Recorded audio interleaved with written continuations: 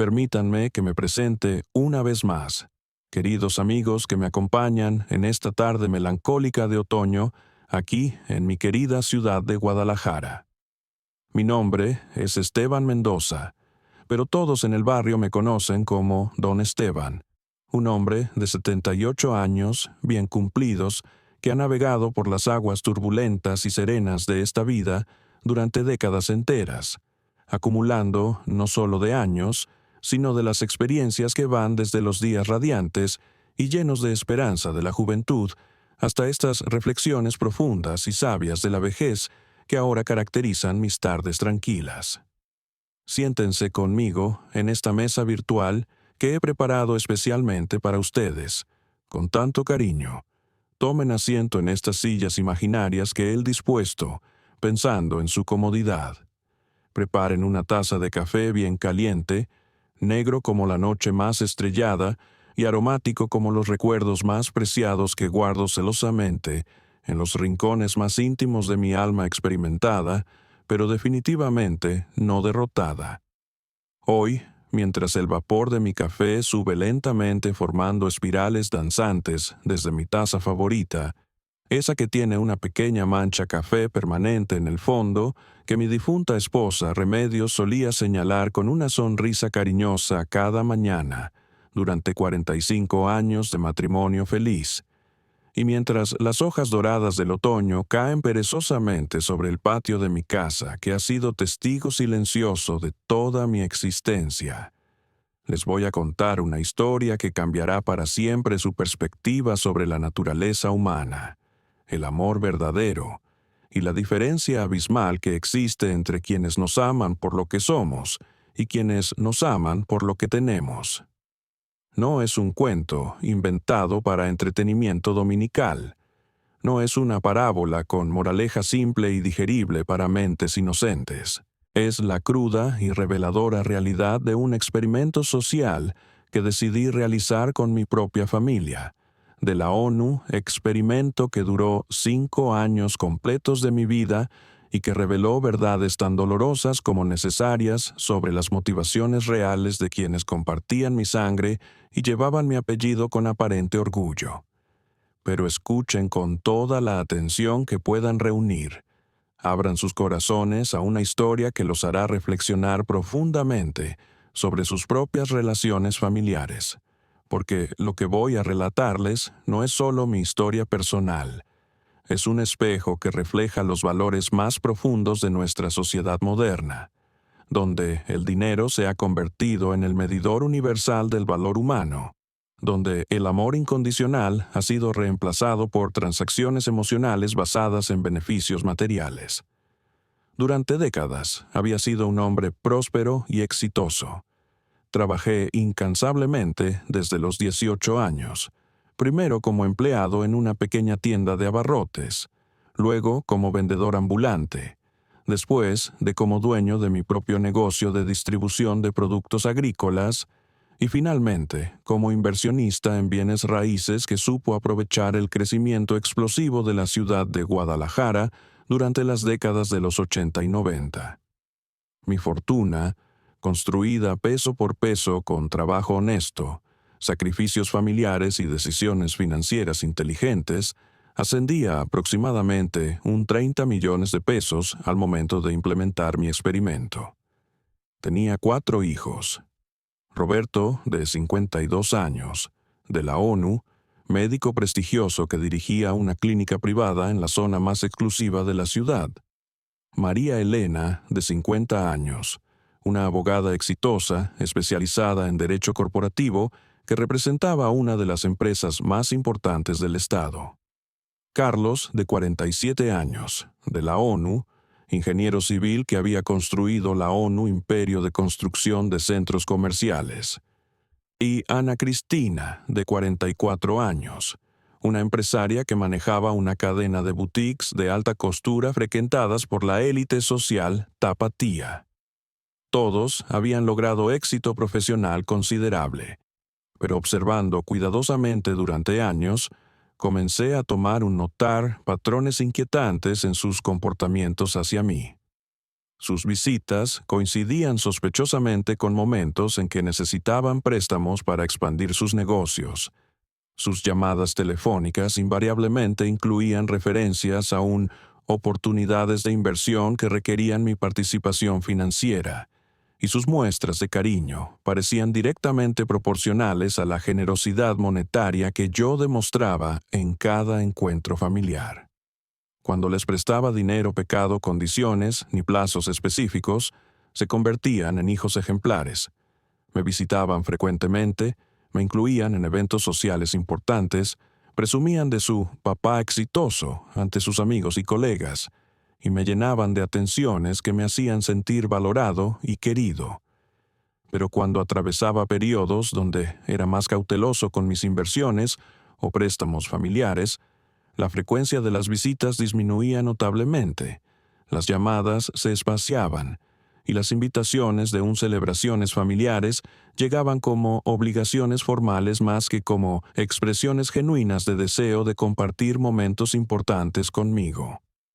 Esta observación me llevó a una reflexión profunda que mantuvo despierto durante muchas noches. ¿Me amaban realmente como padre? ¿O amaban la seguridad financiera y las oportunidades económicas que mi fortuna representaba para sus ambiciones personales y profesionales? La duda comenzó a crecer como una semilla venenosa en mi corazón, alimentada por pequeños detalles que quizás habría ignorado en el pasado, pero que ahora cobraban de la ONU significado ominoso. Durante reuniones familiares, escuchaba conversaciones susurradas sobre mi futuro testamento, especulaciones sobre cómo sería dividida mi herencia, los debates sobre quién merecía más considerando las contribuciones respectivas que cada uno había hecho a mi bienestar en mis años de vejez. Estas conversaciones se interrumpían abruptamente cuando me acercaba, transformándose inmediatamente en charlas banales sobre el clima, eventos deportivos o chismes del barrio, como si hubieran estado practicando esta transición toda su vida. Roberto, mi hijo mayor, había desarrollado el hábito de traerme proyectos médicos que necesitaban mi inversión para asegurar el futuro de la familia. María Elena constantemente me informaba sobre oportunidades legales inmobiliarias que solo estaban disponibles para inversionistas con mi perfil financiero. Carlos me presentaba de planos arquitectónicos de centros comerciales que garantizarían retornos increíbles si actuábamos rápidamente. Ana Cristina me mostraba proyecciones de ganancias de expansiones comerciales que cambiarían para siempre la situación económica de las siguientes generaciones. Todos estos proyectos requerían invariablemente mi participación financiera sustancial, y aunque algunos efectivamente resultaron rentables, comencé a tomar un preguntarme si el amor que recibía de mis hijos era proporcional a mi utilidad como fuente de financiamiento para sus ambiciones empresariales. ¿Qué pasaría si de repente no tuviera dinero para prestar? ¿Qué ocurriría si me convirtiera en una carga económica en lugar de un activo financiero? ¿Seguirían visitándome, llamándome, incluyéndome en sus vidas si no pudiera contribuir monetariamente a sus proyectos y sueños? Estas preguntas me atormentaron durante meses hasta que tomé una decisión que cambiaría todo. Realizaría de la ONU experimento social con mi propia familia para descubrir la verdad sobre la naturaleza de su amor hacia mí. Sería doloroso, arriesgado y potencialmente destructivo para nuestras relaciones, pero necesitaba saber si Esteban Mendoza era amado por ser un padre, abuelo y ser humano valioso, o si era valorado principalmente como Esteban Mendoza el millonario. El plan que desarrollé durante noches de insomnio y de reflexión era elaborado pero simple en su concepto. Simularía la pérdida gradual de mi fortuna durante un período de 2 años, documentando cuidadosamente cómo cambiaban las actitudes y comportamientos de mis hijos, una medida que mi aparente valor económico disminuía. Paralelamente, transferiría secretamente todos mis activos reales de la ONU Fideicomiso, administrado por mi abogado de confianza, el licenciado Morales, con instrucciones específicas sobre cómo manejar la revelación final del experimento. La primera fase del plan consistía en crear la impresión de pérdidas financieras graduales, pero significativas.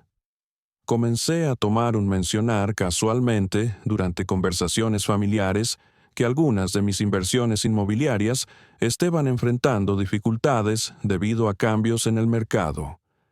Hablé sobre inquilinos problemáticos que no pagaban rentas, sobre propiedades que requerían reparaciones costosas que estaban drenando mis reservas de efectivo, sobre asesores financieros que aparentemente habían hecho malas decisiones con parte de mi portafolio de inversiones. Inicialmente, mis hijos reaccionaron con lo que parecía ser preocupación genuina, mezclada con consejos bien intencionados. Roberto sugirió que consultara con su contador personal para revisar mis finanzas.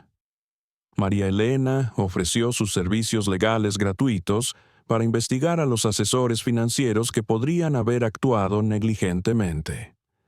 Carlos propuso que se considerara vender algunas propiedades menos rentables para consolidar mis activos.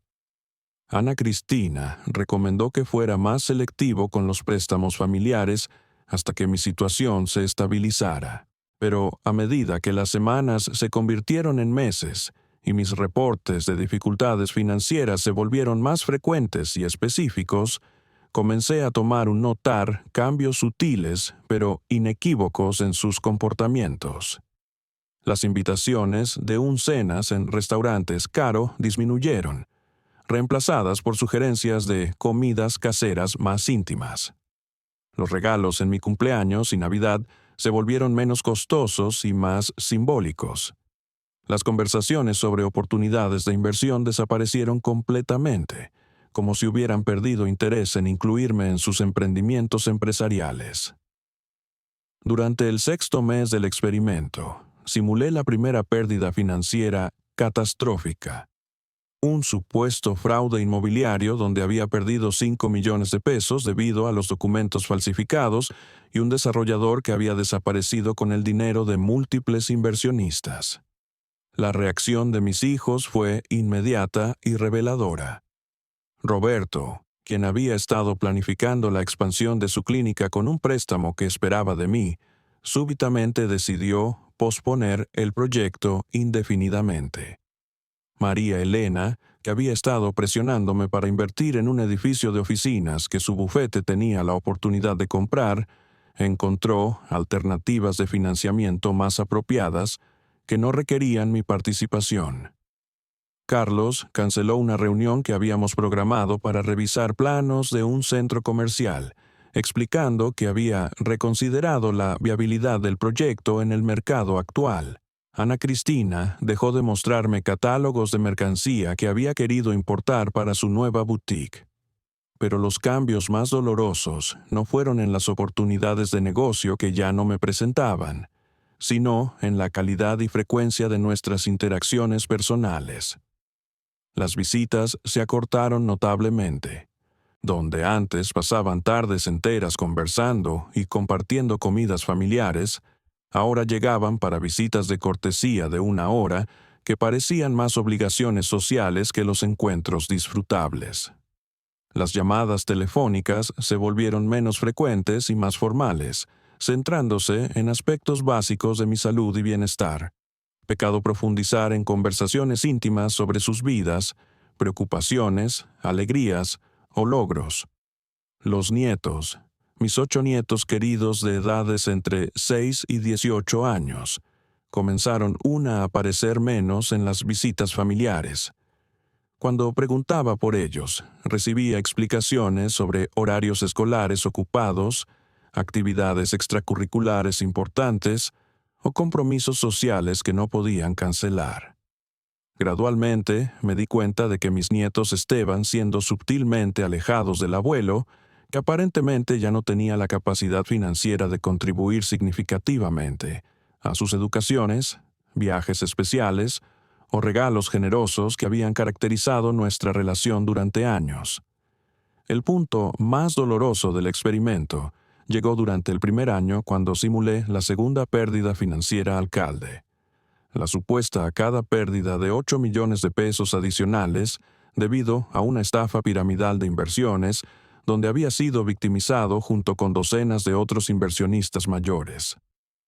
Esta pérdida fisional reduciría mi patrimonio aparente de 30 millones de un aproximadamente 17 millones, una cantidad que seguía siendo considerable, pero que representaba una tendencia preocupante hacia la ruina financiera. La reacción familiar fue aún más dramática que la primera vez. Roberto programó una reunión familiar urgente, donde todos mis hijos se congregaron en mi casa con expresiones serias y preparadas, como cirujanos a punto de realizar una operación delicada. La conversación que siguió fue una de las más reveladoras y dolorosas de toda mi vida. «Papá», comenzó a Roberto con un tono que intentaba sonar compasivo, pero que claramente transmitía frustración contenida. «Estamos muy preocupados por tu situación financiera y especialmente por las decisiones de inversión que ha estado tomando últimamente. Perder 13 millones de pesos en menos de un año no es simplemente mala suerte. Sugiere que quizás necesitas ayuda profesional para manejar tu patrimonio restante antes de que pierdas todo lo que trabajaste para construir durante tu vida». María Elena intervino con su voz de abogada, profesional y distante. «Papá, hemos consultado con expertos financieros y todos coinciden en que, a tu edad, deberías adoptar una estrategia de inversión mucho más conservadora. Los bonos gubernamentales, los certificados de depósito, inversiones de bajo riesgo que protejan tu capital, en lugar de arriesgarlo en empresas especulativos que claramente están más allá de tu comprensión real del mercado moderno».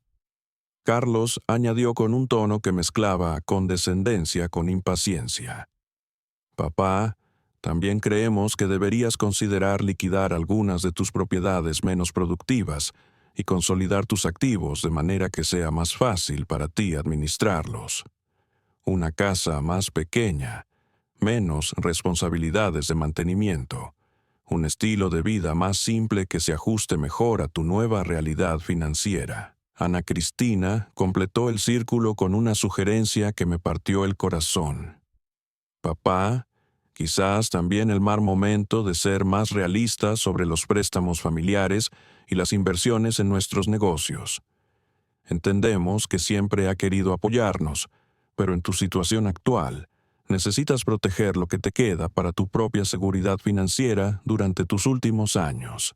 Esa frase, «tus últimos años», resonó en mi mente como una campana funeraria. Mi propia hija estaba esencialmente diciéndome que me preparara para la pobreza y la dependencia en mis años finales, que aceptara un estilo de vida reducido, que dejara de ser el patriarca generoso que había sido durante décadas y me convirtiera en un elderly cauteloso preocupado únicamente por preservar los restos de una fortuna que ellos aparentemente consideraban mal administrada. Pero lo más revelador de toda esta conversación de preocupación familiar fue lo que no dijeron. Ninguno ofreció apoyo financiero recíproca en caso de que realmente hubiera perdido mi fortuna. Ninguno sugirió que podrían ayudarme económicamente como yo los había ayudado a ellos durante décadas. Ninguno propuso que podrían apoyar mi estilo de vida real mientras yo me recuperaba de mis pérdidas financieras. En lugar de eso, todos parecían estar preparándome psicológicamente para una reducción drástica en mi calidad de vida, como si fuera inevitable y apropiado que el patriarca previamente próspero se convirtiera en una carga económica que debía ser manejada eficientemente. Esa noche, después de que mis hijos se fueran con sus expresiones satisfechas de haber cumplido con su deber filial, de aconsejar al patriarca financieramente incompetente, me senté en mi sillón favorito con una copa de brandy y reflexioné sobre la frialdad calculada de toda la conversación. Habían hablado de mí como si fuera un problema administrativo que requería solución, no como su padre que había dedicado décadas de su vida a construir una fortuna que había compartido generosamente con toda la familia. Durante los siguientes meses, las visitas se volvieron aún menos frecuentes. Las llamadas telefónicas se redujeron a un contacto semanales obligatorios que duraban menos de 10 minutos y se centraban exclusivamente en aspectos básicos de mi salud física. Las invitaciones de eventos familiares importantes comenzaron a llegar como notificaciones formales, más que como expresiones de deseo genuino de incluirme en celebraciones significativas. El segundo año del experimento fue aún más revelador y doloroso. Simulé la tercera pérdida financiera catastrófica.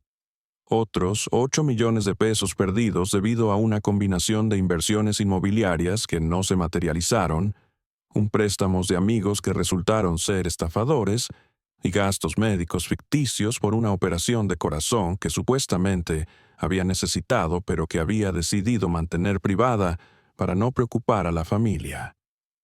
Esta pérdida reduciría mi patrimonio aparente a menos de 9 millones de pesos, una cantidad que seguía siendo significativa, pero que representaba la pérdida de más del 70% de mi fortuna originales en menos de 2 años. La reacción familiar fue predeciblemente dramática, pero esta vez con una diferencia crucial. Ya no mostraban preocupación genuina, sino lo que claramente era de pánico sobre las implicaciones para sus propias seguridades financieras futuras. Roberto fue el primero en abordar el tema directamente durante una visita que claramente había sido programada para este propósito específico. Papá, necesitamos hablar seriamente sobre el futuro. Este ritmo de pérdidas. No vas a tener nada que dejar a tus hijos y nietos. Todo el trabajo de tu vida se está evaporando por decisiones financieras incomprensibles. Necesitas ayuda profesional inmediata, no solo para manejar lo que te queda, sino posiblemente para investigar si has sido víctima de abuso financiero por parte de consejeros pecado escrúpulos. María Elena fue más directa y menos diplomática. Papá, francamente, estamos considerando opciones legales para proteger los activos familiares restantes. Si continúas tomando decisiones financieras que resultan en pérdidas tan devastadoras, podríamos necesitar establecer una conservaduría o tutela financiera que te proteja de futuras victimizaciones, mientras preservar algo para las futuras generaciones de la familia. La palabra conservaduría me heló la sangre. Mis propios hijos, Esteban, amenazando con declararme incompetente financieramente para tomar el control legal de mis activos restantes. No por amor o protección genuina, sino para preservar su herencia esperada de las consecuencias de mis supuestas malas decisiones. Carlos y Ana Cristina apoyaron esta posición con argumentos que habían claramente coordinado previamente. Hablaron sobre mi edad avanzada, mi vulnerabilidad ante estafadores, mi incapacidad evidente para comprender los mercados financieros modernos y la responsabilidad familiar de proteger el patrimonio generacional de futuras pérdidas catastróficas. Durante esta conversación, que duró más de 3 horas, ninguno de mis 4 hijos expresó amor incondicional hacia mí. Ninguno dijo que me apoyarían económicamente pecado importar lo que pasara con mi dinero. Ninguno ofreció hacerse cargo de mis gastos de vida si realmente hubiera perdido mi fortuna. En lugar de eso, se centraron exclusivamente en estrategias para preservar lo que quedaba de su herencia, de las consecuencias de mi supuesta a cada incompetencia senil. Fue en ese momento cuando tomé la decisión de acelerar la fase final del experimento. En lugar de continuar con la simulación gradual de pérdidas durante otros 2 años, como había planeado originalmente, decidí proceder directamente a la simulación de ruina financiera completa para observar cómo reaccionarían mis hijos cuando creyeran que no había nada que heredar. Durante las siguientes semanas, orquesté cuidadosamente la apariencia de la pérdida final de mi patrimonio. Reporté que había sido víctima de una estafa sofisticada donde había perdido los últimos 9 millones de pesos, dejándome únicamente con mi casa y una pensión gubernamental modesta que solo cubriría mis gastos básicos de supervivencia. Expliqué que tendría que vender la casa familiar para generar algo de efectivo para mis años finales, y que probablemente necesitaría mudarse de la ONU, apartamento pequeño, en un área menos deseable de la ciudad. La reacción fue exactamente lo que había esperado, pero aún más dolorosa de lo que había imaginado. Las visitas se detuvieron completamente durante 3 semanas. Las llamadas telefónicas cesaron. Cuando finalmente Roberto apareció en mi puerta, fue con una expresión que mezclaba disgusto, frustración y lo que solo podía describir como vergüenza de estar asociado conmigo. «Papá», me dijo pecado siquiera sentarse, como si fuera una visita de negocios desagradable que quería terminar rápidamente. «Obviamente, ya no podemos ayudarte financieramente. Todos tenemos nuestras propias responsabilidades familiares y gastos que no podemos comprometer por tus decisiones. Esperamos que entiendas que aunque te amamos, no podemos subsidiar un estilo de vida que ya no puedes costear por ti mismo». María Elena fue aún más cruel cuando finalmente vino a visitarme 2 días después. «Papá, francamente, estamos avergonzados de cómo terminó todo esto. Nuestros amigos, colegas y socios de negocios saben que eras un hombre próspero y ahora tenemos que explicar cómo perdiste una fortuna de 30 millones de pesos por decisiones incomprensibles. Esto afecta nuestras propias reputaciones profesionales y sociales». Carlos fue directamente brutal. «Papá, no podemos seguir asociando nuestros nombres y negocios contigo mientras esta situación no se resuelva.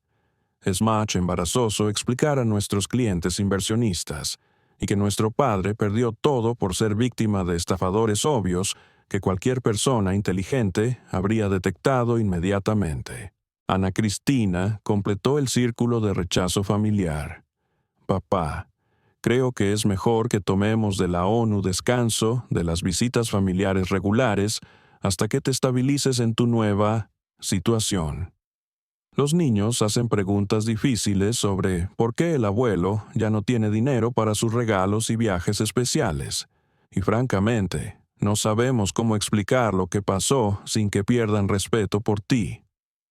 En el transcurso de 6 meses, pasé de ser el patriarca respetado y querido de una familia próspera de un ser de la ONU, elderly, evitado y avergonzante, que había desperdiciado la herencia familiar por incompetencia senil y decisiones financieras irresponsables.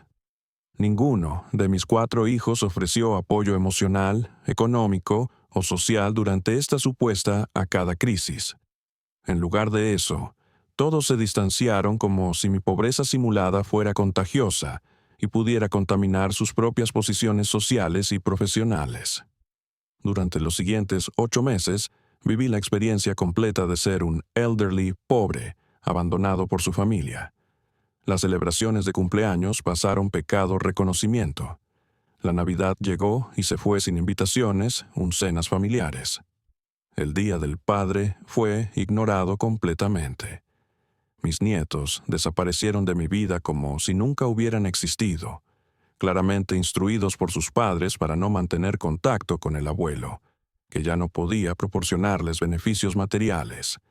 Pero, paradójicamente, esta experiencia de abandono familiar también me reveló quiénes eran mis amigos verdaderos y quiénes me valoraban genuinamente como ser humano, independientemente de mi situación financiera. Don Pedro, el dueño de la panadería local, comenzó a visitarme regularmente cuando se enteró de mis supuestas dificultades económicas, trayéndome pan fresco y quedándose a tomar café mientras conversábamos sobre la vida, la filosofía y nuestras experiencias compartidas como hombres mayores, navegando en un mundo que cada vez se valoraba menos la sabiduría acumulada. Doña Carmen, mi vecina de 70 años, empezó a invitarme a cenas caseras los domingos, insistiendo en que tenía demasiada comida para una persona sola y que le haría un favor acompañándole. Durante estas cenas descubrí una mujer inteligente, culta, y profundamente empática que había enviudado 5 años atrás y que, como yo, había aprendido a valorar las conexiones humanas auténticas sobre cualquier consideración material. Varios vecinos más jóvenes del barrio comenzaron a buscar mi consejo sobre decisiones de vida importantes: matrimonios, carreras profesionales, inversiones modestas, educación de hijos. Estos jóvenes no sabían nada sobre mi fortuna oculta. Me valoraban únicamente por mi experiencia de vida, mi perspectiva madura y mi capacidad para poder escuchar el pecado juzgar. Sus visitas se convirtieron en las partes más gratificantes de mis semanas, recordándome que el valor de una persona no se mide en pesos, sino en la sabiduría, compasión y autenticidad que puede ofrecer a otros. También desarrollé una amistad inesperada con el padre Miguel, el sacerdote de la iglesia local, quien había escuchado sobre mi situación a través de la red de chismes del barrio. Comenzó un visitarme no para ofrecer caridad religiosa, sino para conversaciones filosóficas profundas sobre el significado de la verdadera riqueza, la naturaleza del amor familiar, y cómo encontrar paz interior cuando las circunstancias externas parecen devastadoras. Don Esteban, me dijo durante una de nuestras charlas más memorables, ha observado que los hombres más felices y en paz que conozco no son necesariamente los más ricos en términos materiales, sino aquellos que han aprendido a distinguir entre quienes los aman por lo que son y quienes los aman por lo que tienen. Es una distinción dolorosa de aprender, pero también liberadora una vez que se acepta completamente. Estas palabras resonaron profundamente conmigo porque capturaban exactamente lo que había de descubrir a través de mi experimento: que el amor verdadero es incondicional, mientras que el amor basado en beneficios materiales es transaccional y desaparece inmediatamente cuando los beneficios ya no están disponibles. Después de 2 años completos viviendo como un hombre pobre, abandonado por su familia, pero rodeado de amigos genuinos que habían aparecido durante mi periodo de supuesta a cada adversidad, decidí que había aprendido todo lo que necesitaba saber sobre la naturaleza real de mis relaciones familiares. Era momento de revelar la verdad e implementar las consecuencias apropiadas para lo que había de descubrir. Contacté al licenciado Morales, quien había administrado discretamente mi fideicomiso durante todo el periodo del experimento, y le pedí que preparara los documentos necesarios para la revelación final. También contraté los servicios de un investigador privado para documentar fotográficamente los estilos de vida lujosos que mis hijos habían mantenido durante el periodo cuando supuestamente estaban preocupados por mi situación financiera, pero no podían ofrecerme ayuda debido a sus propias responsabilidades económicas. El investigador descubrió que Roberto había comprado un automóvil de lujo de 800,000 pesos durante mi supuesta a cada crisis financiera. María Elena había renovado completamente su oficina legal con una inversión de 1,200,000 pesos. Carlos había adquirido una casa de vacaciones en la playa por 3 millones de pesos. Ana Cristina había abierto una segunda boutique con una inversión inicial de 2 millones de pesos. Todos habían tenido dinero abundante para sus propios proyectos y caprichos, pero ningún peso disponible para ayudar a su padre, supuestamente empobrecido. La revelación que planeé fue tan elaborada como el experimento mismo. Organicé una reunión familiar urgente, bajo el pretexto de discutir la venta de mi casa y mis planes para mudarme de las Naciones Unidas a asilo público para ancianos indigentes. Invité a mis 4 hijos, sus cónyuges y mis 8 nietos para lo que les dije lo que sería probablemente una de nuestras últimas reuniones familiares en la casa donde habían crecido. La tarde del encuentro, mi casa se llenó de caras familiares que no había visto en meses. Mis hijos aparecieron con expresiones que mezclaban obligación social, ligera culpa e impaciencia por terminar con una situación incómoda lo más rápidamente posible. Mis nietos, ahora alejados de mí durante tanto tiempo, parecían extraños tímidos que no sabían cómo relacionarse con este abuelo que ya no era la fuente de regalos generosos y aventuras emocionantes. Comencé la reunión con un discurso que había preparado cuidadosamente durante semanas. Querida familia, como saben, los últimos 2 años han sido los más difíciles de mi vida. Perdí mi fortuna por una combinación de mala suerte, decisiones financieras de los pobres y mi propia ingenuidad sobre la naturaleza humana. Durante este periodo de crisis, aprendí lecciones valiosas sobre quiénes son mis amigos verdaderos y quiénes me valoraban únicamente por mi dinero. Rápidamente, observando cuidadosamente las expresiones de cada persona presente. Descubrir que algunos de mis vecinos más humildes han mostrado más generosidad, compasión y amor genuino hacia mí durante estos meses difíciles que mi propia familia durante años de prosperidad. Don Pedro, el panadero, me ha traído comida regularmente, pecado esperar nada a cambio. Doña Carmen me ha incluido en su mesa dominical como si fuera su hermano. Jóvenes del barrio buscan mi consejo y compañía, no porque puedan ganar algo de material de mí, sino porque valoran mi experiencia y perspectiva. Vi cómo varios de mis hijos intercambiaban miradas incómodas, probablemente preguntándose hacia dónde se dirigía este discurso y cuánto tiempo tomaría antes de poder irse decentemente.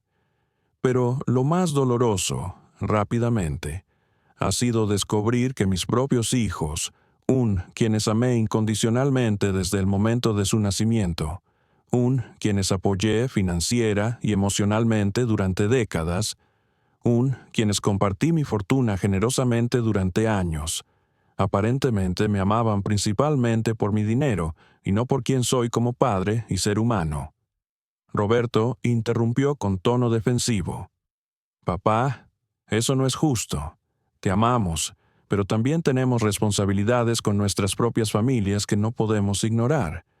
No podíamos subsidiar indefinidamente decisiones financieras que considerábamos irresponsables. Respondí con una sonrisa que había estado esperando mostrar durante meses. Hablemos de responsabilidades financieras y decisiones irresponsables. Saqué la carpeta que había preparado con las fotografías del investigador privado y comencé a tomar distribuir copias a cada persona presente. Roberto, aquí hay fotos de tu automóvil nuevo de 800,000 pesos que compraste 6 meses después de declararme que no podías ayudarme financieramente debido a tus responsabilidades familiares. María Elena, hijo de imágenes de la renovación de tu oficina por 1,200,000 pesos, mientras me decías que no tenías dinero disponible para apoyar a tu padre empobrecido. Carlos, aquí están las fotos de tu casa de playa, de 3 millones de pesos adquirida durante mi supuesta a cada crisis financiera. Ana Cristina, hijo de imágenes de tu nueva boutique de 2 millones de pesos abierta, mientras afirmabas que no podías subsidiar mi estilo de vida. El silencio que siguió fue tan denso que se podía cortar con un cuchillo. Las expresiones de shock, pánico y culpa se extendieron por la habitación como ondas en un estanque alterado por una piedra grande. Pero esperen, rápidamente, porque la revelación más grande todavía no llega. Saqué una segunda carpeta y extraje documentos oficiales del fideicomiso que había establecido 3 años antes. Durante los últimos 2 años, no perdí ni un solo peso de mi fortuna real. Todo fue un experimento para descubrir si me amaban por quién soy o por lo que tengo. Mi fortuna completa, de 30 millones de pesos, ha estado protegida en un fideicomiso administrado por el licenciado Morales, quien puede confirmar que nunca estuve en riesgo financiero real. Las expresiones de choque se transformaron en una mezcla compleja de alivio, confusión y creciente comprensión de las implicaciones de lo que acababa de revelar. Roberto fue el primero en hablar. Papá, ¿estás diciendo que todo fue mentira? ¿Que fingiste perder tu dinero para probarnos? Exactamente, confirmé. Fingí ser pobre para probar si su amor hacia mí era auténtico o transaccional. Y los resultados han sido devastadoramente claros. Cuando creyeron que tenía dinero para compartir, eran hijos atentos, cariñosos y presentes. Cuando creyeron que ya no tenía nada que ofrecerles, desaparecieron de mi vida como si nunca hubiera existido. María Elena se puso de pastel abruptamente. Eso no es justo, papá. No puedes juzgar nuestro amor basándote en un experimento manipulativo y deshonesto. Por supuesto que reaccionamos de manera diferente cuando pensamos que habías perdido todo por tu propia irresponsabilidad. ¿Irresponsabilidad? Repetí. Se refieren a la irresponsabilidad de un padre que trabajó durante 50 años para construir una fortuna, que compartió generosamente con sus hijos, que financió sus educaciones, que prestó dinero pecado intereses para sus negocios, que nunca les negó apoyo cuando lo necesitaron. ¿Esa irresponsabilidad? Carlos intervino. Papá, entendemos que estás lastimado, pero este experimento es cruel e injusto. No puedes culparnos por no querer subsidiar lo que creíamos eran malas decisiones financieras que estaban arruinando el futuro de toda la familia. No los culpo por no querer subsidiar malas decisiones, respondí calmadamente. Los culpo por no ofrecer amor incondicional a su padre durante un periodo cuando creían que lo había perdido todo. Los culpo por desaparecer de mi vida cuando pensaron que ya no tenía valor económico. Los culpo por estar más preocupados por su herencia que por mi bienestar emocional durante una supuesta cada crisis personal devastadora. Ana Cristina comenzó a llorar. Papá, te amamos de verdad. Quizás reaccionamos mal, pero estábamos confundidos, lastimados, y no sabíamos cómo manejar la situación. Eso no significa que no te amemos genuinamente. Si me amaran genuinamente, respondí con una tristeza profunda que había estado cargando durante 2 años, habrían estado presentes durante mis momentos más difíciles. Habrían ofrecido apoyo emocional, incluso si no podían ofrecer apoyo financiero. Habrían incluido a sus hijos en mi vida independientemente de mi situación económica. Habrían valorado mi presencia en sus celebraciones familiares por quien soy como padre y abuelo, no por lo que podía contribuir monetariamente.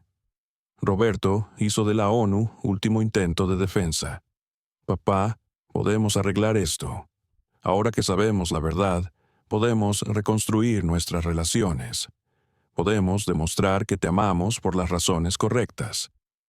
Me temo que es mucho tarde para eso, respondí, sacando la tercera y final de la carpeta de documentos. Durante los últimos 2 años, he tenido tiempo considerable para reflexionar sobre el tipo de legado que quiero dejar y sobre quienes merecen realmente beneficiarse de la fortuna que construí durante mi vida. Distribuí copias del Nuevo Testamento que había preparado con el licenciado Morales. Él decidido donar la totalidad de mi fortuna, los 30 millones de pesos completos, a organizaciones benéficas que apoyan a ancianos abandonados por sus familias, un programas educativos para jóvenes de familias humildes y a los centros comunitarios que proporcionan servicios sociales genuinos basados en necesidad real, no en conexiones familiares o estatus económico. El silencio que siguió fue diferente al anterior. Este era el silencio del choque completo, de la comprensión gradual de que las consecuencias de sus acciones durante los últimos 2 años serían permanentes y devastadoras para sus expectativas futuras. Además, rápidamente, este testamento incluye cláusulas específicas que les prohíben legalmente a ustedes 4 impugnar esta decisión o reclamar cualquier parte de mi herencia basándose en relaciones familiares. Tienen derecho legal de solicitar una porción mínima requerida por ley, que asciende aproximadamente a 80,000 pesos cada uno, menos de lo que gastaron individualmente en sus compras personales durante mi supuesta a cada crisis financiera. María Elena, recuperando su compostura profesional como abogada, preguntó: ¿y la casa? ¿Las propiedades personales? ¿Los recuerdos familiares? La casa será donada para convertirse en un centro comunitario para ancianos. Las propiedades personales y recuerdos familiares serán distribuidos entre mis amigos verdaderos que demostraron cariño genuino durante mi período de supuesta acada pobreza. Don Pedro recibirá mi colección de libros. Doña Carmen heredará las joyas de su madre que siempre admiró. Los jóvenes del barrio que buscaron mi consejo recibirán becas educativas que estableceré en su honor. Uno de mis nietos, un joven de 16 años llamado Miguel, que había sido especialmente cercano a mí antes del experimento, finalmente habló. «Abuelo, ¿esto significa que nunca nos vas a perdonar? ¿Que nunca podremos ser una familia otra vez?» Su pregunta me partió el corazón porque vi en sus ojos una confusión genuina y dolor que no era completamente su culpa. Los nietos habían sido víctimas de las decisiones de sus padres, alejados de mí por instrucciones parentales que ellos no podían cuestionar o comprender completamente. «Miguel», respondí con lágrimas en los ojos, «te amo a ti y a todos tus primos más de lo que pueden imaginar». Pero sus padres tomaron decisiones que han roto de nuestra familia de maneras que no se pueden reparar simplemente con disculpas o promesas de cambio. Ustedes siempre serán bienvenidos en mi vida individualmente, pero como familia colectiva hemos llegado al fin de nuestro camino.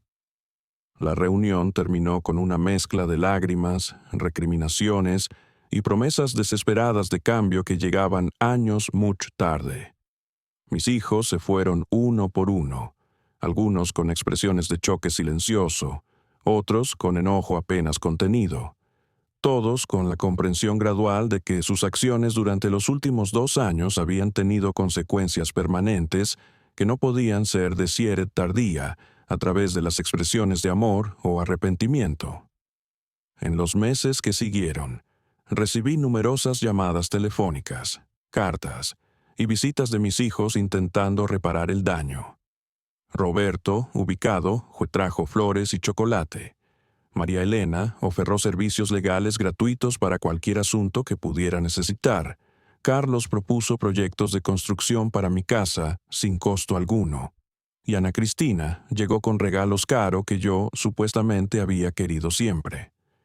Pero todos estos esfuerzos se sentían hueco y desesperado, motivada más por el pánico sobre su pérdida de la herencia que por genuino amor o arrepentimiento.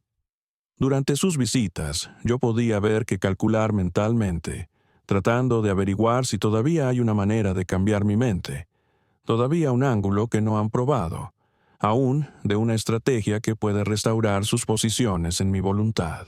La más dolorosa de las conversaciones fueron con mis nietos, especialmente los más antiguos, que se comenzó a entender la complejidad de lo que había pasado y empezó a hacer preguntas difíciles acerca de por qué sus padres habían actuado de la manera que lo hicieron durante mi supuesta crisis financiera.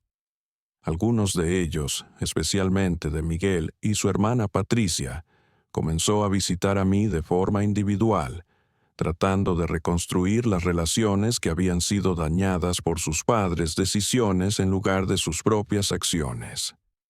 Durante estos encuentros con mis nietos, he descubierto que varios de ellos tenían en realidad quería visitarme durante mi supuesta pobre periodo de tiempo, pero había sido explícitamente prohibido por sus padres, a quienes les dijo que el abuelo estaba pasando por un momento difícil y necesita espacio para resolver sus problemas. Otros habían dicho que estaba avergonzado acerca de mi situación financiera y prefiere no verlos hasta que las cosas han mejorado. Estas revelaciones me hizo darme cuenta de que mis nietos habían sido manipulados y usados como peones en sus padres' distanciamiento emocional de la estrategia. Se les niega la oportunidad para mostrar su amor y apoyo durante lo que creía que era mi momento de mayor necesidad.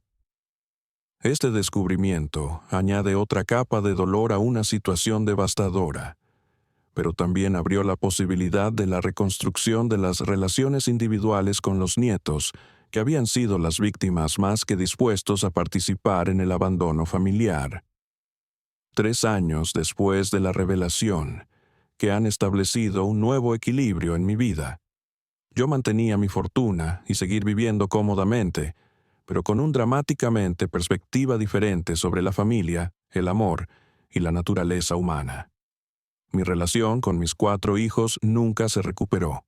Ocasional y tarjetas de Navidad breve, cumpleaños, llamadas telefónicas, representan la extensión de nuestro contacto, que, aparentemente, han aceptado la realidad de su abandono y se fue con sus vidas, aunque sospecho que aún albergan la esperanza de que yo podría cambiar mi mente antes de morir. Sin embargo, he desarrollado más profundo, más significativo relaciones con varios de mis nietos que eligió para reconstruir las conexiones conmigo de forma independiente de sus padres. Actitudes. Miguel, ahora 19 años, y cursaba estudios de ingeniería, me visita semanal y se ha convertido en el nieto. Siempre me esperaba tener a alguien que los valores de mi experiencia, busca mi consejo y realmente disfruta de mi compañía sin ninguna expectativa de beneficio material. Patricia, 17, y los interesados en la literatura. Comparte mi amor a los libros y a menudo pasa las tardes leyendo en mi biblioteca, mientras se discuten los autores, la filosofía y la vida en general. Estas conversaciones me recuerdan a discusiones similares solía tener con mi difunta esposa Remedios, y me dan la esperanza de que las relaciones auténticas puede trascender el materialismo que destruyeron mis conexiones con sus padres. Mi amistad con don Pedro, doña Carmen y otros vecinos han continuado profundizando y florecer. Estas relaciones, construido en el respeto mutuo y el afecto sincero, en lugar de expectativas financieras, han proporcionado sustento emocional y social de la conexión que yo nunca había incluso durante mis prósperos años, rodeado por los miembros de la familia que amaba mi dinero más de lo que me amaba. También me involucré con varias organizaciones benéficas que trabajan con los ancianos que han sido abandonados por sus familias. Mi experiencia, aunque creado deliberadamente, me dio ideas sobre la devastación emocional que la familia abandono de las causas por las personas de edad que no tienen los recursos o sistemas de apoyo para lidiar con el rechazo de sus propios hijos. A través de este trabajo voluntario, conocí a decenas de ancianos hombres y mujeres que habían experimentado la verdadera versiones de lo que yo había simulado, real dificultades financieras que reveló la naturaleza condicional de las familias amor.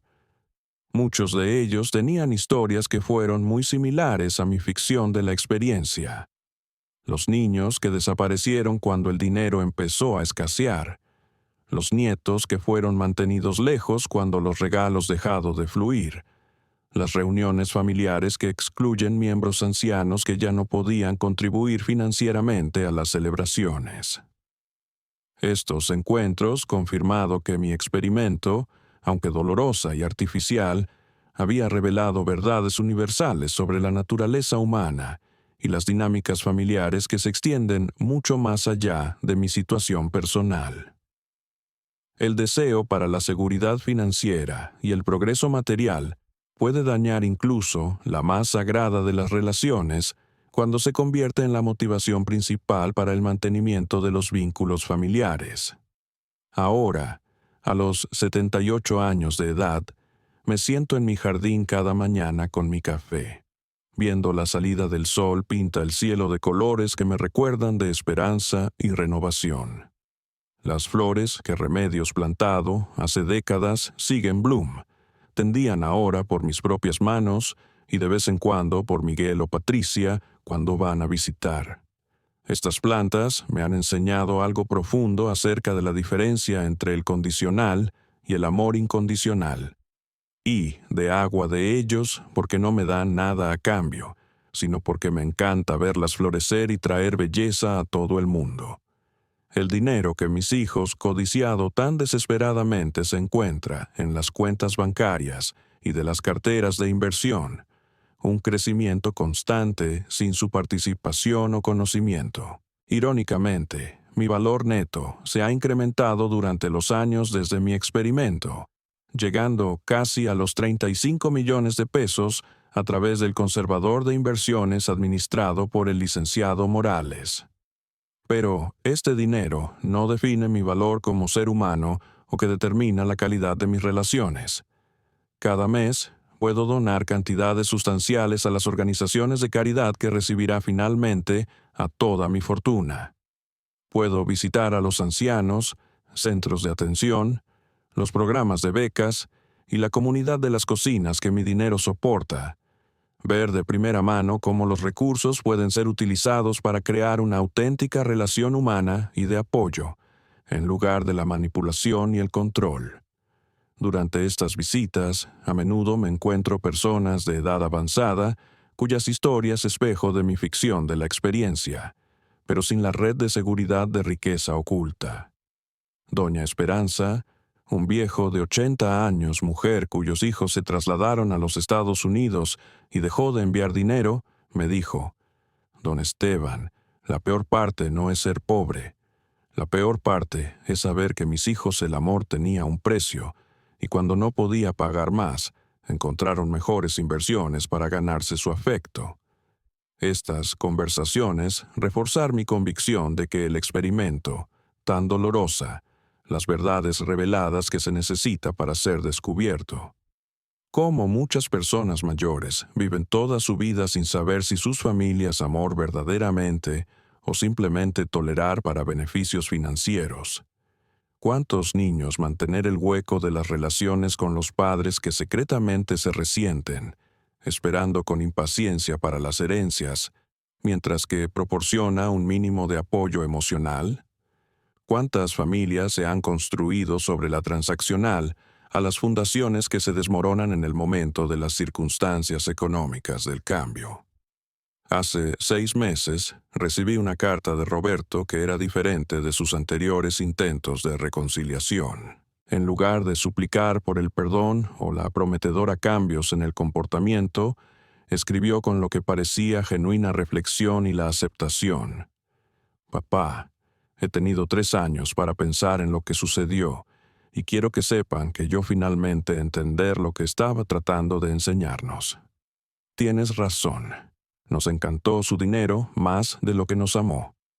Llevamos a su generosidad por sentado y se ha tratado como un recurso para ser administrado en lugar de un padre para ser apreciada. No puedo deshacer lo que hice, y no espero que el perdón. Pero quiero que sepas que tu experimento me enseñó algo importante acerca de cómo estoy criando a mis propios hijos. Estoy tratando de enseñarles que el amor no es condicional en lo que alguien puede dar materialmente. Espero que valga algo, incluso si es demasiado tarde para nosotros». Esta carta me conmovió más que todos los anteriores alegatos y prometedor combinado, porque sugirió que Roberto había aprendido la lección que había tratado de enseñar. Pero además, confirmó que el daño a nuestra relación era de hecho irreparable. La comprensión no significa automáticamente restaurar la confianza, y la conciencia no borra años de revelado egoísmo. María Elena fue la respuesta más legalista y analítico, como yo esperaba de alguien capacitado en la ley. Ella escribió un detallado análisis de la dinámica familiar que se llevó a su comportamiento, reconociendo los errores al intentar contextualizarlas dentro del amplio patrones sociales acerca de la riqueza, la herencia y las relaciones intergeneracionales. Su carta fue intelectualmente sofisticada, pero emocionalmente fría, reforzando el sentido de que ella se acercaba hasta esta crisis personal como un problema a ser analizado en lugar de una relación para ser llorada. Carlos envió una breve nota reconociendo que él había fracasado como a un hijo, pero que expresan la esperanza de que sus hijos aprendan de sus errores y tratarlo mejor en su vejez que me había tratado. El autoservicio de la naturaleza de su preocupación, preocupado acerca de cómo iba a ser tratados en lugar de duelo por cómo me había tratado, perfectamente encapsulado el narcisista mentalidad que había llevado a su comportamiento durante el experimento.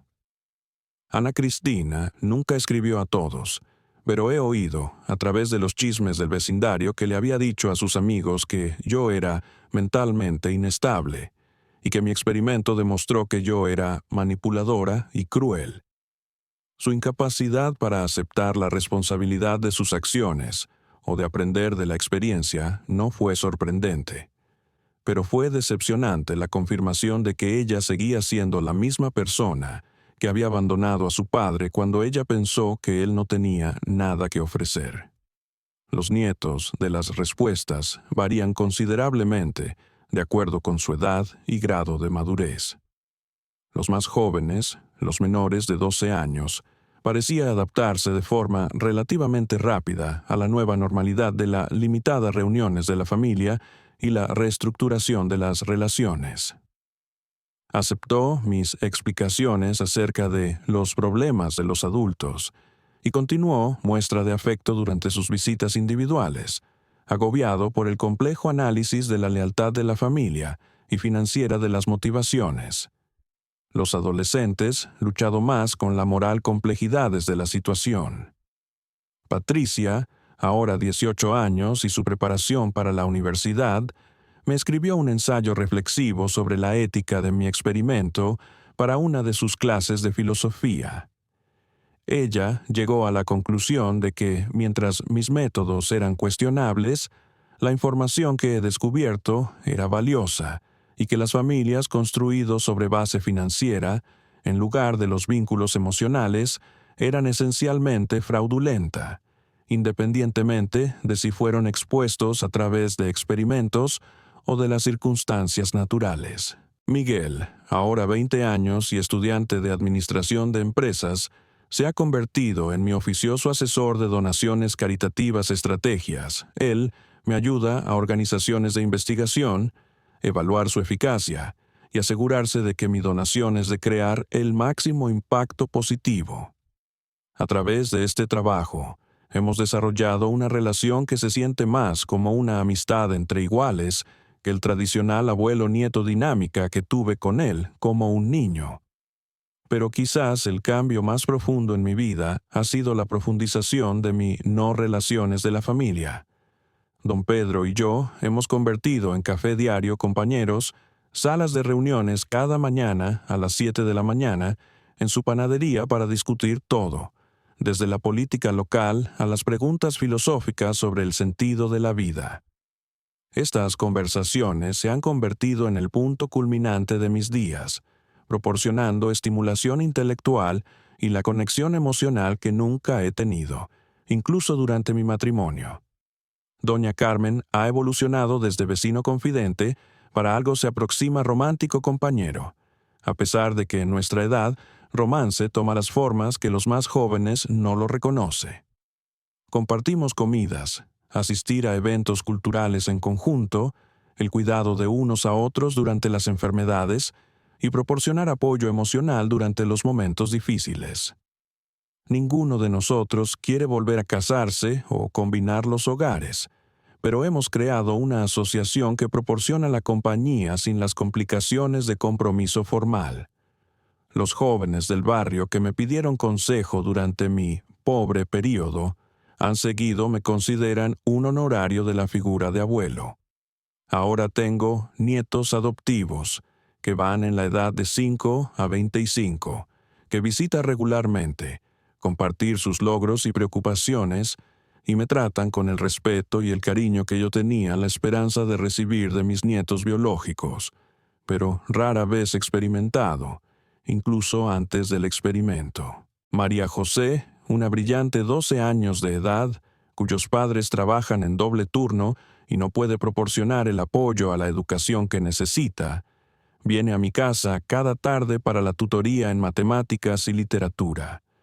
Su entusiasmo por el aprendizaje y la apreciación genuina por mi ayuda me recuerda a diario que la generosidad debe ser dirigido hacia aquellos que valoran más que de aquellos que esperan un derecho. Fernando, un 22 año viejo mecánico que sueña con montar su propio taller de reparación de automóviles, busca mi asesoramiento empresarial y se ha convertido en el hijo, deseo que me había planteado. Su respeto por mi experiencia, la gratitud de mi guía y auténtico afecto por mí como persona más que como un potencial recurso financiero, me muestra lo que sana las relaciones intergeneracionales debe ser similar. A través de estas nuevas relaciones, he descubierto que la familia puede ser creado a través de la elección y el afecto mutuo, en lugar de solo a través de biológicos accidente. Las personas que se reúnen alrededor de mi mesa para la cena, los domingos ahora, don Pedro, doña Carmen, Miguel, Patricia, María José, Fernando y otros varios vecinos y amigos se sienten más como genuina de la familia de los parientes biológicos que compartieron mi sangre, pero no mis valores. Esta familia elegida celebra mis logros sin esperar recompensas financieras. Me apoya durante dificultades sin calcular los beneficios potenciales y disfruta de mi compañía, sin agendas ocultas acerca de la herencia o el estatus social. Ellos representan lo que ahora entiendo el verdadero amor debe ser como incondicional, generoso, y se centró en el valor intrínseco de la persona en lugar de sus circunstancias externas. El experimento también me enseñó lecciones importantes acerca de la riqueza y sus usos adecuados. Durante décadas había pensado que compartir mi dinero generosamente con mis hijos era una expresión de amor. Pero ahora me doy cuenta de que era a menudo una forma inconsciente de control. Haciendo de ellos depende económicamente de mi generosidad, me había animado transaccional en lugar de relaciones auténticas, sin comprender lo que estaba haciendo. Mis donaciones caritativas ahora sigue los principios completamente diferentes. Yo apoyo a organizaciones e individuos que demuestran la necesidad genuina y auténtica gratitud, pero soy muy cuidadosa a la estructura de mis donaciones de forma que capaciten a los destinatarios en lugar de crear dependencia. Educativos becas, de negocios de inicio de préstamos con términos razonables, y los programas de la comunidad que enseñar la autosuficiencia, de representar mejor los usos del dinero de los incondicional de los regalos que le había dado a mis hijos durante décadas. También he aprendido a distinguir entre las personas que están agradecidos por la ayuda y las personas que se creen con derecho a ella. La gratitud crea conexión y motiva el comportamiento positivo, mientras que el derecho rasas resentimiento y destruye las relaciones. Mis hijos habían vivido con el derecho durante tanto tiempo que no podía reconocer o apreciar el enorme apoyo financiero que me había proporcionado a lo largo de su vida adulta. Los programas de la comunidad que ahora me apoyo son cuidadosamente seleccionadas en base a su historial de creación de un cambio positivo, en lugar de simplemente mantener cómodo circunstancias de sus beneficiarios. Un programa de becas que requiere el logro académico y de servicio a la comunidad enseña valores diferentes a los incondicional regalos financieros. Un programa de capacitación laboral que conduce al empleo y la independencia crea diferentes resultados que el curso de los pagos de seguridad social. Como me acerco a mi 80º cumpleaños, me encuentro más en paz que yo he sido en las últimas décadas. El experimento me costó mis relaciones con mis hijos biológicos, pero me libró de la extenuante carga de mantener conexiones con personas que valoran mí principalmente como un recurso financiero. La energía que una vez gastado tratando de ganarse el amor a través de la generosidad está ahora disponible para las relaciones basadas en el respeto mutuo y el afecto sincero. Mi salud sigue siendo razonablemente bueno para un hombre de mi edad, a pesar de que he desarrollado la colección habitual de dolencias menores que acompañan a la edad avanzada. La artritis en mis manos, que hace difícil escribir algunos días. Pérdida de audición leve que me obliga a pedirle a la gente que se repiten de vez en cuando. Y la gradual disminución de los reflejos y la resistencia que me recuerda a diario de mi mortalidad. Pero, a diferencia de muchos hombres de mi edad que se enfrentan a estos cambios físicos con la depresión o la negación, me siento agradecida por cada día de continuo cognitivo de la claridad y la estabilidad emocional. El experimento me enseñó que la salud mental y emocional son mucho más valiosas que la perfección física, y que las relaciones significativas pueden dar más satisfacción que cualquier material comodidad. Mi rutina diaria se ha asentado en los patrones que me trae de constante alegría. Me despierto al amanecer y al pasar una hora en mi jardín, cuidando de las plantas y disfrutar de la tranquila belleza de la luz de la mañana. Tengo el café y la conversación con don Pedro, hablando de los temas que surgen de forma natural a partir de nuestra observación compartida de la vida y de la comunidad.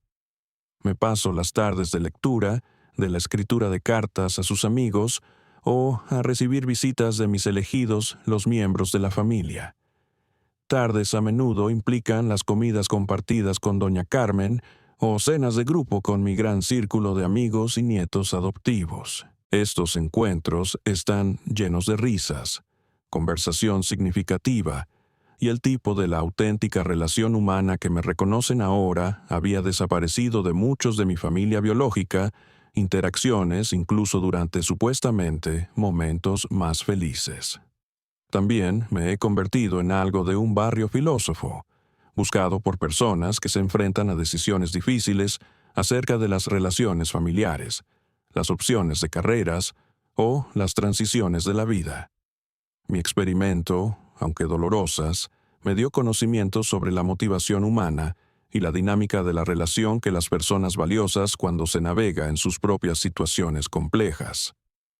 Las parejas jóvenes casadas pedir mi consejo acerca de cómo administrar el dinero de manera que refuerce en lugar de complicar sus relaciones. Los adultos de mediana edad que luchan con el envejecimiento de los padres, buscar orientación sobre el equilibrio de las obligaciones de la familia con límites personales. Los vecinos de más edad que enfrentan los conflictos familiares quieren entender cómo mantener la dignidad, mientras que la aceptación de la ayuda correspondiente de hijos o nietos. Estas conversaciones me han ayudado a comprender que mi experiencia, mientras que el extremo en su deliberada de la naturaleza, refleja patrones comunes que muchas familias de la experiencia, sin reconocer o hacer frente a ellos directamente. Dinero complica casi todos los de la familia relación a un cierto grado, y muchas personas viven toda su vida sin conversaciones honestas sobre el papel que las consideraciones financieras jugar en su dinámica familiar. El libro que he escrito sobre mi experimento se ha convertido en un proyecto más amplio de lo que yo inicialmente previsto.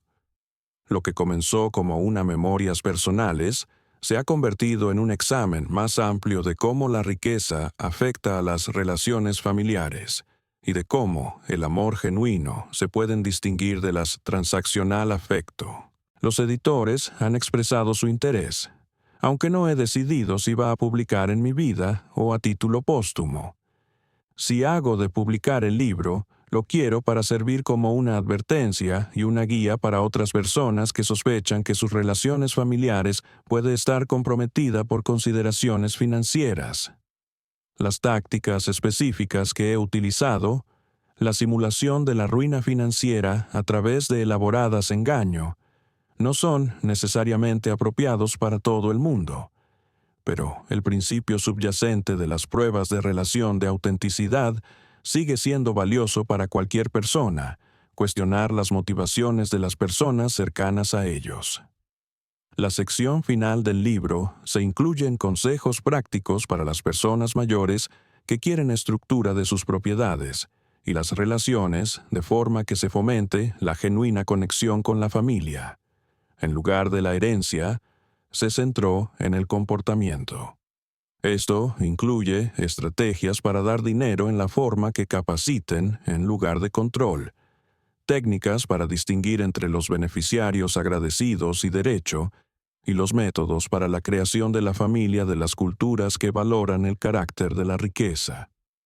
Mientras escribo estas últimas páginas de mi historia, el sol está sobre la creación de Guadalajara. Pintar el cielo en la misma colores dorados que he visto desde esta misma ventana por décadas. Pero ahora veo que esas puestas de sol con diferentes ojos, los ojos que han aprendido a distinguir entre el amor que perdura a través de la adversidad y el amor que desaparece cuando cesan los beneficios. Mi casa, que eventualmente se convertirá en un centro de la comunidad para personas de edad avanzada, se siente más como una casa que se hizo cuando se llena de hijos y nietos, que visitaron principalmente por razones financieras. Las auténticas relaciones que he construido con los miembros de la familia han llenado de estas habitaciones, con cordialidad y la risa que contrasta fuertemente con la amable pero hueca interacciones solía tener con parientes biológicos que fueron el cálculo de la herencia a perspectivas, pretendiendo disfrutar de las reuniones familiares. Para que nadie escuche esta historia que reconoce patrones similares en sus propias familias, ofrezco este consejo. Nunca es demasiado tarde para buscar relaciones auténticas, incluso si significa reconocer verdades dolorosas sobre los ya existentes. La incomodidad temporal de confrontar la realidad es mucho más preferible a pasar de sus años restantes mantener falsas conexiones con la gente que no valora a usted. Y a los jóvenes que se podría estar tentado a ver ancianos miembros de la familia principalmente como fuentes de beneficio financiero o de herencia. Recuerde que la riqueza es temporal, pero el carácter perdura. La forma de tratar a sus padres y abuelos cuando son vulnerables revela su verdadera naturaleza, más claramente que cualquier éxito que se puede lograr en su vida profesional o social. El amor que muestran a alguien que no puede beneficiarse materialmente es el único amor que verdaderamente importa. Todo lo demás es negocio disfrazado de afecto familiar. En cuanto a mis propios hijos, me arborno ira hacia ellos, solo tristeza por lo que todos pierden cuando transaccional pensamiento reemplazado auténtica conexión. No son malas personas, son simplemente el producto de una cultura que nos enseña a valorar a las personas basado en su utilidad, en lugar de su valor inherente como seres humanos. Tal vez algún día van a entender que mi experimento nunca fue acerca de castigarlos por su codicia, pero tratando de enseñarles la diferencia entre amar a alguien y amar lo que alguien puede hacer por usted. Si se aprende la lección y aplicarlo a sus propias relaciones, entonces tal vez algo de buena voluntad han venido de nuestra dolorosa separación. Pero si aprenden o no, he encontrado la paz en mi familia elegida, mi propósito en obras de caridad y la satisfacción en las relaciones que se basan en el respeto mutuo en lugar de la dependencia financiera. A los 78 años de edad, por fin estoy de vivir auténticamente, rodeado de gente que me ama por quien soy, en lugar de lo que tengo. Y eso, mis amigos, vale más que todo el dinero del mundo. Ahora, queridos amigos que han tenido la paciencia para poder escuchar esta historia larga y compleja, mientras las últimas luces del día se desvanecen sobre mi querida Guadalajara y me preparo para otra noche tranquila en mi hogar lleno de amor auténtico. Termino mi café y reflexiono sobre las lecciones que esta experiencia me ha enseñado. Si esta historia les ha hecho pensar sobre sus propias relaciones familiares, si les ha ayudado a distinguir entre amor genuino y afecto transaccional, o si simplemente les ha recordado que nunca es muy tarde para buscar conexiones auténticas con otros seres humanos, entonces habrá valido la pena compartir estos recuerdos dolorosos pero necesarios. Les pido que se suscriban a Historias de Café de Mateo, que den como este video, que activen la campanita de notificaciones y que compartan esta historia con cualquier persona que pueda beneficiarse para poder escuchar que el amor verdadero existe, pero solo entre personas que valoran el alma por encima de la billetera. Recuerden siempre, la riqueza material es temporal, pero el carácter perdura para toda la eternidad. El amor que muestran a alguien que ya no puede beneficiarlos económicamente es el único amor que realmente importa. Todo lo demás es simplemente negocio disfrazado de afecto familiar. Hasta la próxima taza de café y la próxima historia de vida, y que Dios los bendiga con relaciones basadas en amor incondicional en lugar de expectativas financieras.